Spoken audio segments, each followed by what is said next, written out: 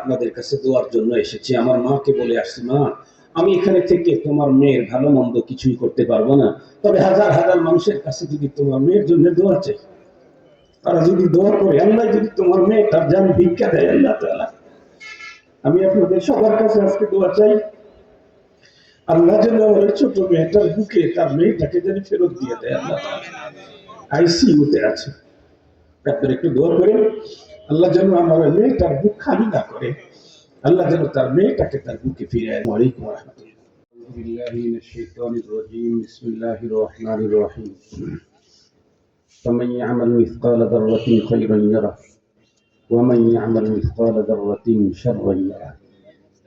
وقال النبي صلى الله عليه وسلم لا تحقرن شيئا من المعروف أو كما قال عليه الصلاة والسلام. صدق الله مولانا العظيم وصدق رسوله النبي الكريم ونحن على ذلك لمن الشاهدين والشاكرين والذاكرين والحمد لله رب العالمين. اللهم صل على سيدنا مولانا محمد وعلى آله وأصحابه وبارك وسلم. اللهم صل على محمد النبي الأمي وعلى آله وسلم تسليما. আল্লাহ পাকের অশেষ মেহেরবানি এবং তার অপার কৃপা যে রব্বে করিম আমাদেরকে চাঁদহাট গজারিয়া মাদ্রাসার ইন্তেজামে আয়োজিত ইসলামী মহাসম্মেলনে দিন থেকে শুরু হওয়া প্রোগ্রাম রাত্র অবধি চলতে থাকবে। প্রোগ্রামে আমাদের অনেককে অনেক আগে আল্লাহ তাআলা এখানে পৌঁছিয়ে দিয়েছেন, এজন্য আল্লাহ পাকের শুকরিয়া আদায় করছি, আলহামদুলিল্লাহ। সম্মানিত উপস্থিতি, আমার এখানে উপস্থিতির কথা ছিল ৩টায়, এখানে লেখা আছে হযরতের বয়ান বিকেল ৩টায়, মাগার আল্লাহ পাকের ফয়সালা তো কেউ সরাইতে পারে না। ওয়ামা তাশাউনা ইল্লা আইয়াশা আল্লাহু রাব্বুল আলামিন। আমি আপনি সবাই মিলে চাইলে হবে না, যদি আমাদের চাওয়া আল্লাহ পাকের চাওয়ার সাথে না মিলে তাহলে হবে না। আল্লাহর কোরআন আল্লাহ তাআলা বলেন, কুল লা ইউসিবানা ইল্লা মা কাতাবাল্লাহু লানা হুয়া মাওলানা ওয়া আলাল্লাহি ফালিয়াতাওয়াক্কালিল মুমিনুন। আল্লাহ পাক তার রাসূলকে বলেন, ওগো রাসূল আপনি বলেন, কুল আপনি বলেন, লা ইউসিবানা ইল্লা মা কাতাবাল্লাহু লানা, আমার তো তাই হবে যা রব আমার জন্য লিখে রেখেছেন, আমার তাই হবে। আমি বেশ এক সপ্তাহ হয় আমি মানসিক বিধ্বস্ত। আমার ছোট মেয়েকে আল্লাহ তাআলা একটা মেয়ে দান করছেন। আমার নিজের মেয়ের বয়স হবে 16-17 বছর। ওর ঘরে আল্লাহ তাআলা একটা মেয়ে দিয়েছেন। এই মেয়ে পেটে বাচ্চা ধারণ করা তো এমনি কষ্টের, ওর কষ্টটা আর অনেক বেশি ছিল। এরপরে অপারেশনের মাধ্যমে বাচ্চা হয়েছে। ঠিক 21 দিন পরে আরো একটা অপারেশন করা লাগছে আমার মেয়েকে, মানে জীবনের হাই রিস্ক। অথচ তার ঘরের মেয়েটা আজকে এখন আইসিইউতে আছে। আমি মেয়েকে কোনোভাবেই বুঝাইতে পারি না, আমি যতই বুঝ দেই ও বুঝ নিতে চায় না,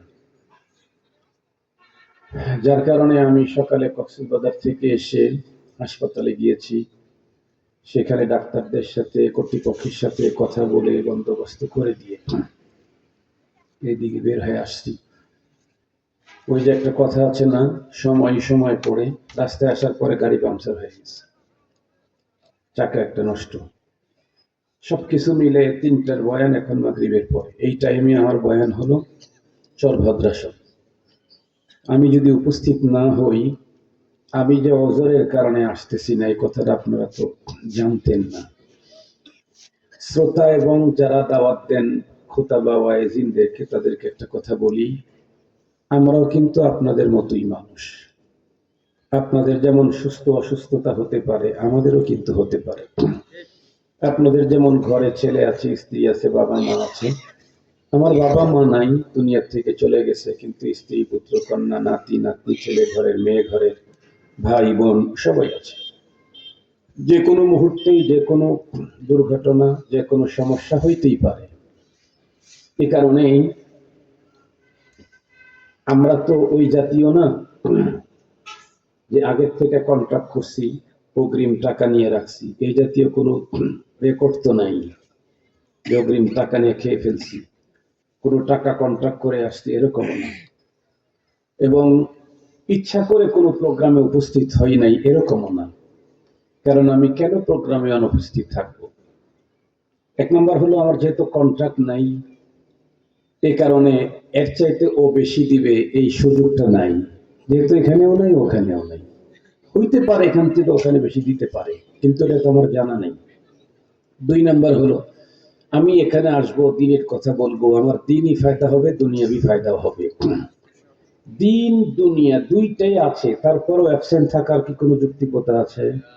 নেই। এই জন্য সব খোতা বা সব ওয়াইজিনদেরকে এক পালায় আপনারা মাপবেন না। আসলে এই জাতীয় অবস্থাতে আমি কতটুকু বয়ান করার মতো আমার মনের অবস্থান আছে, এটা আপনারা বাবা যারা তারা অবশ্যই বুঝবেন। এরপরে মুখতাসার হুজুর বলছেন কমপক্ষে 10 মিনিট। 10 মিনিট তো আর হয় না, 15 মিনিটে আমি আপনাদের খেদমতে একটা কথা বলে যাই। হতে পারে এই 15 মিনিট 10 মিনিটের কথাটাই আমাদের পরপারের জন্য নাজাতের জরিয়া হয়ে যেতে পারে। আমি এই বিষয়টা নিয়েই কথা বলবো। আমরা অনেক সময় নেকির কাজকে গুরুত্বের দিক থেকে আমরা করব না এই দিক থেকে বিবেচনা করি, হলো শরীয়ত এটাকে যে শ্রেণী বিন্যাস করছে সেই দিকে তাকায়া। যেমন এটা ফরজ কিনা, তাহলে তোমাকে করতেই হবে। এটা ওয়াজিব কিনা, তাহলে তোমাকে করতেই হবে। ও এটা সুন্নত, না করলে চলে। ও এটা মুস্তাহাব, না করলে চলে। ও এটা মানদুব, আর এটার দরকার নাই। এই কারণে শরীয়তের ইগুলাকে শ্রেণী বিন্যাস করা হয় নাই। শরীয়তের মাসাইল গুলাকে শ্রেণী বিন্যাস করা হয়েছে বিশেষ অবস্থাতে। যদি আমি পারতেছি না, সুযোগ নাই, তখন আমি কোনটাকে ছেড়ে দিতে পারবো। স্বাভাবিক অবস্থাতে আমি স্বাভাবিক আছি, ইজি আছি, নরমাল আছি, কিন্তু সেই মুহূর্তে আমি নফল মানদুব মুস্তাহাবকে আমি ছোট মনে করব, এই অপশন শরীয়তে নাই। রাসূল করিম সাল্লাল্লাহু আলাইহি ওয়াসাল্লামের এক সাহাবী হযরত জাবির ইবনে সুলাইম রাদিয়াল্লাহু তাআলা, উনি ওনার জীবনের নবীজির সাথে প্রথম সাক্ষাৎকার বয়ান করেছেন। নবীজির সাথে সাক্ষাৎ হয়ে তারপরে নবীজির হাতে হাত দিয়ে কালিমা পড়ে মুসলমান হলেন। এখনো নবীজির কাছ থেকে রুখসত নিয়ে চলে যাবেন। নবীজিকে বললেন, হুজুর আমাকে কিছু নসিহত করেন, যেগুলি আমল করলে আমি জান্নাতে যেতে পারি। নবী আলাইহিস সালাম তাকে 6টা নসিহত করেছিলেন। তার ভিতরে একটা নসিহত ছিল লা তাহকিরান্না শাইআম মিনাল মারুফ। কাজটা যদি নেকির হয়, কাজটা যদি ভালো হয়, তাহলে এই কাজকে তুমি কখনো তুচ্ছ মনে করবা না। নেকির কাজই যদি হয়, তাহলে এটাকে তুচ্ছ মনে করবা না। কেন? কারণ নাম্বার 1, কোন ভালো কাজের উসিলায় তোমার ক্ষমা হবে তোমার কিন্তু জানা নেই। নাম্বার 2, পরপারে তো হাজার লাখ কোটি মানুষ এমন হবে যাদের শুধু একটা নেকিই শর্ট, যাদের শুধু একটা নেকি শর্ট, একটা নেকি শর্ট থাকার কারণে সে জান্নাতে যেতে পারতেছে না। এরকম মানুষ হাসরের ময়দানে কোটি কোটি হবে। তুমি নেকির কাজটা যদি নেকির হয়, তাহলে এটাকে তুচ্ছ মনে করো না। ওইটা 20টা নেকি থাক, 20 নেকি কেন করবো? এক নেকির কারণেই পরপারে তোমার জান্নাতে যাওয়া আটকে যাবে, এক নেকি। আর সেই দিন ওই নেকি অর্জনের জন্য তুমি অপশন চাবে আল্লাহর কাছে। আল্লাহ, আমার তো অনেক রিলেটিভ আছে, ব্লাড কানেকশনের বহু লোক আছে, আব্বা আম্মা আছে, সন্তানও আছে, আমাকে একটু সুযোগ দিলে আমি ওই নেকিটা সংগ্রহ করে নিয়ে আসি। কোরআনে হাকিমের মধ্যে আল্লাহ তাআলা স্পষ্ট বলে দিয়েছেন, ইয়াউমা ইয়াফিরুল মারউ মিন আখিহি ওয়া উম্মিহি ওয়া আবিহি ওয়া সাহিবাতিহি ওয়া বানিহি লিকুল্লি ইমরিইম মিনহুম ইয়াউমা ইদিন শাআনুন ইউগনিহ। সেদিন প্রত্যেকে তার আপনজন থেকে ভেগে যাবে। আল্লাহ কোরআন আল্লাহ বলেন, তার মানে ওই একটা নেকির সংকট হাসরের ময়দানে পুরা আপনজনের কারো কাছ থেকে পাওয়ার সম্ভাবনা নাই। এ কারণেই একটা নেকিও যদি হয়, 10টা নেকিও যদি হয়, এই কাজকে কখনো তুচ্ছ করবার নয়। কেন? 1 টাকার অনেক দাম। 1 কোটি টাকাই আপনাকে কোনো জায়গায় দিতে হবে। আপনার সব ঠিকঠাক আছে, শুধু 5 টাকা নাই। বলেন তো দেখি, 1 কোটি ওখানে কি বসবে? কথা বলেন না কেন? 1 কোটি লিখতে পারবেন কি? শুধু 5 টাকা নাই, শুধু 3 টাকা নাই, তাও কি 1 কোটি লিখতে পারবেন? 1 কোটি লিখতে চাইলে ওই 3 টাকা প্রয়োজন। 3 টাকা অনেকগুলি এক জায়গায় হওয়ার পরই 1 কোটি হয়েছে। অনেকগুলি 5 টাকা এক জায়গায় হওয়ার পরে 1 কোটি হয়েছে। এ কারণে আমাদের জীবনে নেকির কাজ যত ছোটই হোক, তুচ্ছ ভাববার কোনো সুযোগ নাই, অবহেলা করবার কোনো সুযোগ নাই। নবী আলাইহিস সালাম তার সাহাবীকে ডেকে বললেন, লা তাহকিরান্না শাইআম মিনাল মারুফ। ওয়াজ মাহফিলের ফরজ না, এটা তো নফলের, তো সুন্নাত, না গেলেই চলে। না না, আসলেই তো নেকি, তাহলে আসবো না কেন? থাকলেই তো নেকি, তাহলে আমি থাকবো না কেন? গভীরভাবে শ্রবণ করলেই তো নেকি, তাহলে আমি কেন শ্রবণ করবো না? আমার তো নেকির দরকার। দুনিয়াতে টাকার যত প্রয়োজন, তার চাইতে কোটি কোটি বেশি, কোটি কোটি গুণে বেশি প্রয়োজন আখিরাতে নেকি। আজকে টাকা নাই, সন্তান চাচ্ছে, বাবা কতদিন হয় গরু গোস্ত খেয়ে একটু নিয়ে এসে দাও না। আপনারও খেতে ইচ্ছে করে, পরিবার টুকরা সন্তান গরুর গোস্তের আবেদন করেছে, কিন্তু টাকা নাই, তাই পরিবার টুকরা সন্তানের মনের আশাটা পূরণ করতে পারছেন না। এ কারণে অনেক বেদনা, অনেক কষ্ট। এর চাইতে কোটি গুণে কষ্ট হবে যাদের পরপারে নেকির সংকট দেখা দিবে। এ কারণে সালাম দিলে মাত্র 10 নেকি, আরে মাত্র 10 নেকি নাকি? 10 নেকি অনেক দাম, 1 নেকির অনেক দাম। ডান দিক দিয়ে হাঁটলে নেকি, বাম দিক দিয়ে হাঁটলে তো গুণা নাই, তো অসুবিধা কি? অসুবিধাই, আমি ডান দিক দিয়ে হাঁটতাম, আমার অ্যাকাউন্টে নেকি জমতো, বাম দিক দিয়ে হাঁটলাম, আমার অ্যাকাউন্ট খালি হয়ে থাকছে, এটাই তো বড় অসুবিধা। ছোট্ট কাজের দ্বারায় যে আল্লাহ তাআলা মানুষকে ক্ষমা করেন, এ বিষয়ে অনেক বড় বড় ঘটনা আছে, সময় নাই দেখে ছোট্ট ঘটনা একটা বলে শেষ করে দিই। হযরতে আবু দাউদ, ইমামে আবু দাউদ রাহমাতুল্লাহি আলাইহির কথা আপনারা শুনেছেন।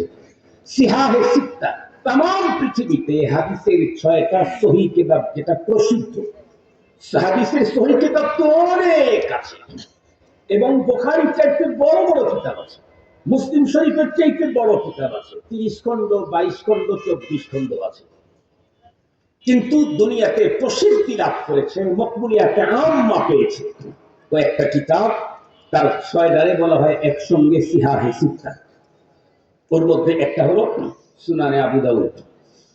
এই ইমামে আবু দাউদ রাহমাতুল্লাহ আলাইহি যিনি হাদিসের কিতাবটাকে লিখেছেন, আমরা তো ওই হাদিসের কিতাব পড়ায়া মুহাদ্দিস, আর উনি ওই হাদিসের কিতাব লেখা মুহাদ্দিস। তাহলে বুঝেন ওনার মুহাদ্দিস আর আমার মুহাদ্দিস কত কম বেশি।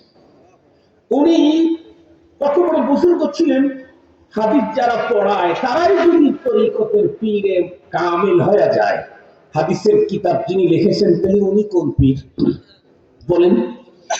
উনি একদিন সমুদ্রের পাশ দিয়ে যাচ্ছিলেন, হঠাৎ করে এক লোক জাহাজের ভিতরে খুব জোরে হাসি দিয়ে আলহামদুলিল্লাহ বলেছে।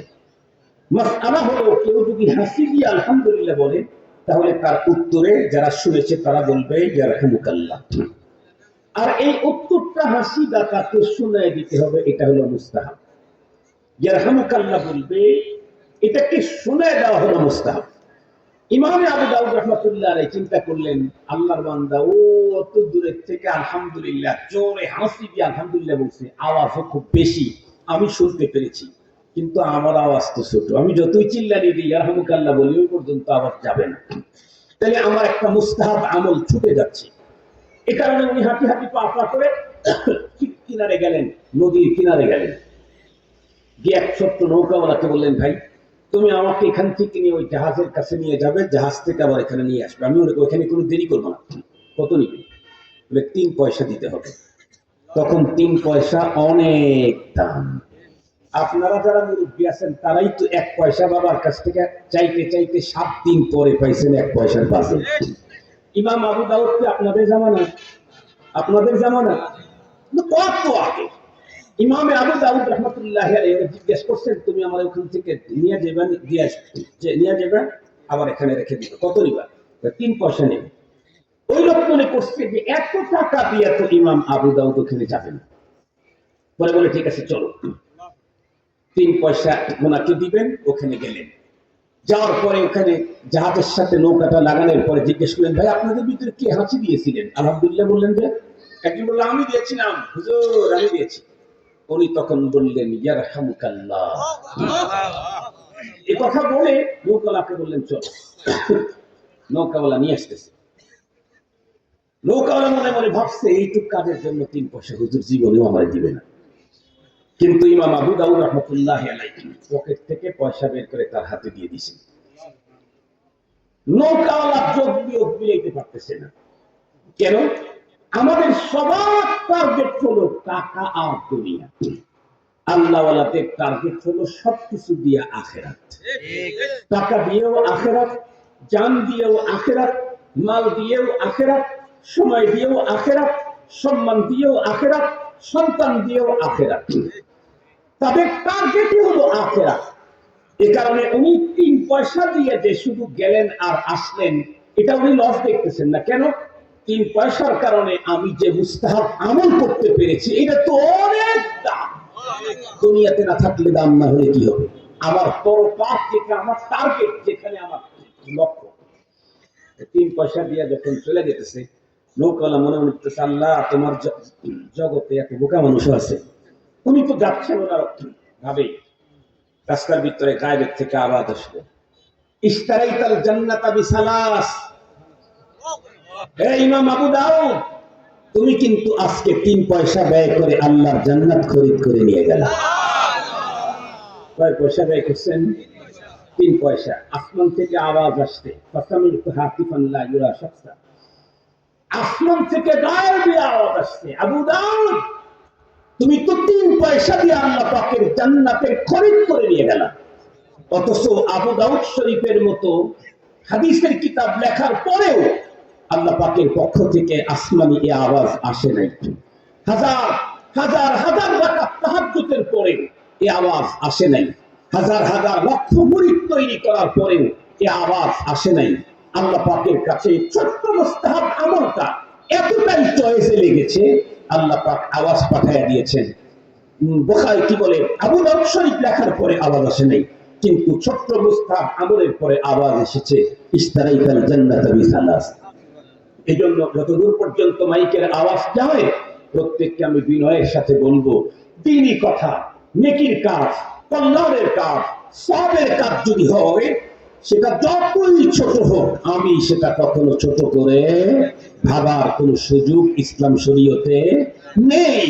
কারণ আমার জানা নাই কোন ছোট্ট আমলে আমার রব আমার উপরে সন্তুষ্ট হয়ে আমার জীবনের গুনাহ মাফ করে আমাকে জান্নাত দান করে দিবেন। আমি থাকতে পারলাম না, লম্বা টাইম দিতে পারলাম না, আপনাদের কাছে দোয়ার জন্য এসেছি। আমার মাকে বলে আসছি, মা আমি এখানে থেকে তোমার মেয়ের ভালো মন্দ কিছুই করতে পারবো না, তবে হাজার হাজার মানুষের কাছে যদি তোমার মেয়ের জন্য দোয়া চাই, তারা যদি দোয়া করে, আল্লাহ যদি তোমার মেয়ে তার যেন ভিক্ষা দেয় আল্লাহ তাআলা, আমি আপনাদের সবার কাছে আজকে দোয়া চাই, আল্লাহ যেন আমার ছোট মেয়েটার বুকে তার মেয়েটাকে যেন ফেরত দিয়ে দেয়। আল্লাহ আইসিইউতে আছে, আপনারা একটু দোয়া করেন, আল্লাহ যেন আমার মেয়েটার বুক খালি না করে, আল্লাহ যেন তার মেয়েটাকে তার বুকে ফিরিয়ে দেয়। আমি আপনাদের জন্য দোয়া করবো। আসসালামু আলাইকুম ওয়া রাহমাতুল্লাহ।